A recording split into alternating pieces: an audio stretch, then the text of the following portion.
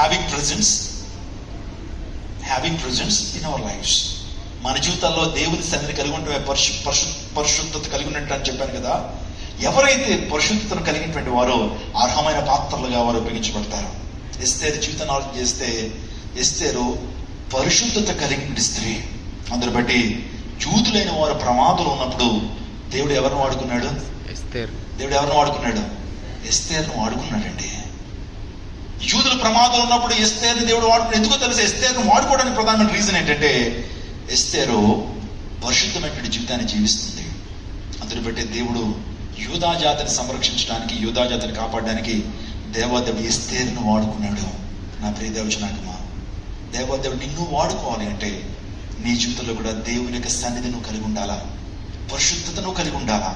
ఈ లోకం నుంచి ప్రత్యేకించిన వ్యక్తిగా ఉన్నప్పుడు దేవాదేవుడు నిన్ను దీవిస్తాడు, నిన్ను భద్రపరుస్తాడు, నిన్ను వాడుకుంటాడు కూడా. నీ ద్వారా అనేక మంది దీవెనలోకి వస్తారు. ఈ రోజున నా ద్వారా మాస్టర్ గారు అనేక మంది దీవెన పొందాలని ఎంతమంది ఆశ కలిగి ఉన్నారు?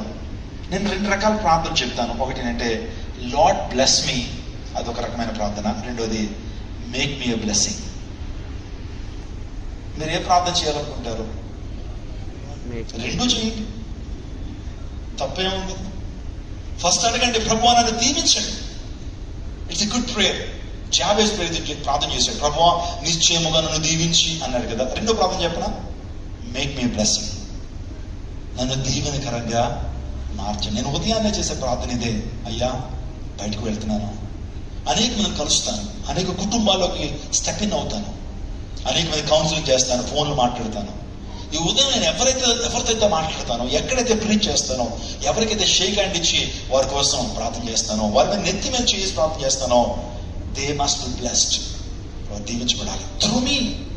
నా ద్వారా వారు దీవించబడాలి. ఇందాక సిస్టర్ గారు చెప్తున్నారు, అయ్యా సో ఎంతో ప్రతికూల పరిస్థితుల్లో దేవుడు మా కుటుంబాన్ని రక్షించాడు, స్వస్థపరిచాడు అని సిస్టర్ గారు సాక్ష్యం చెప్పారు. అవును, మనం కూడా దీవెనకరంగా ఉండాలండి. ఒక మాట చెప్పి ముగిస్తాను. మీరు ఈ లోకానికి ఉప్పుగా ఉండాలి, ఈ లోకానికి వెలుగుగా ఉండాలి. అది పరమ తండ్రి మన జీవితంలోంచి ఆశిస్తుంది. ఉప్పు రుచినిస్తుంది. ఈ లోకానికి మనం రుచినివ్వాలి. రుచి ప్రిజర్వేటివ్ అండి. ఉప్పు ఏంటి చెప్పండి? ఇట్స్ ఎ గ్రేట్ ప్రిజర్వేటివ్ కదా. ఉప్పు చాలా అద్భుతంగా ప్రిజర్వ్ చేస్తుంది ఏ వస్తువునైనా. ఒక వస్తువు పాడవకుండా ఉండాలంటే ఉప్పే. నేను కెనడా అనే ప్రాంతం గురించి, నేను అమెరికా దగ్గర కెనడా బార్డర్కి వెళ్ళిన తర్వాత ఇంత మంచు కురుస్తుంటే వాళ్ళు ఎలా షాపింగ్ చేస్తారండి అని అడిగాను. ఇంత మంచు కురిచేస్తుంటే కార్లన్నీ కూడా మంచే, అసలు కార్లు వెళ్ళడానికి అవకాశం లేదు. యుఎస్ లో ఉన్నప్పుడు అసలు 4 అడుగులు 5 అడుగులు ఆ మంచు కురిస్తేనంటే కార్లు బయటకు రావట్లా, ఇగ్నిషన్ అవుతుంది ఆ కూలింగ్ కి. మరి పేదవాళ్ళు ఎలా తెచ్చుకుంటారండి సరుకులు అంటే నాకు చెప్పారు ఏంటంటే, వీళ్ళు వేసవ కాలంలో మీట్ని ఏం చేస్తారంటే ఉప్పులో బాగా నానబెడతారండి. నానబెట్టేసి పైన పెట్టేస్తారు. పైన పెట్టిన తర్వాత ఎప్పుడైతే బాగా మంచు కురుస్తుందో, వింటర్లో ఎక్కడికి బయటకు వెళ్ళిన పరిస్థితుల్లో మరలా ఉప్పుతో ఆ మీట్ని మరలా కిందకి దించి వాటర్ వేసి దాన్ని కడిగి దాన్ని వాడుకుంటారని చెప్పారు. అంటే సంవత్సరం పాటు కూడా ఆ మాంసాన్ని ప్రిజర్వేటివ్ చేస్తుంది ఏంటి? ఉప్పు. ఈరోజు మనం కూడా సమాజం పాడవకుండా, సమాజం పాపంలోకి వెళ్ళిపోకుండా, సమాజం నరకానికి వెళ్ళిపోకుండా మనం కాపాడేటువంటి ఉప్పు వలె జీవించాలని దేవుడు కోరుతున్నాడు. ఈ రోజున మనం ఇన్ఫ్లుయెన్సెస్ ఉండాలని దేవుడు కోరుతా ఉన్నాడు. కొంతమంది అయినా అగ్ని నుంచి లాగినట్లు కొంతమంది లాగమని దేవుడు కోరుతా ఉన్నాడు. అందుని బట్టి ఎప్పుడు మనం దేవునికి ఉపయోగకరమైన పాత్రలుగా, అర్హమైన పాత్రలు ఉంటామంటే మనము పరిశుద్ధమైనటువంటి జీవితాన్ని జీవించినప్పుడు, దేవుని సన్నిధి మనం కలిగి ఉన్నప్పుడు. నా ప్రియ దేవజనాగమా, ఈరోజు ఈ రాత్రికాల సమయంలో పరిశుద్ధ గురించి మనం విన్నాం.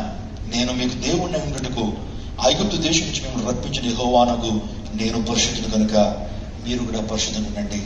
పరిశుద్ధ అంటే ఏంటో మనం విన్నాం. Having presence of God in our lifes is holiness. మన జీవితంలో దేవుని యొక్క సన్నిధిని కలిగి ఉండటమే పరిశుద్ధత.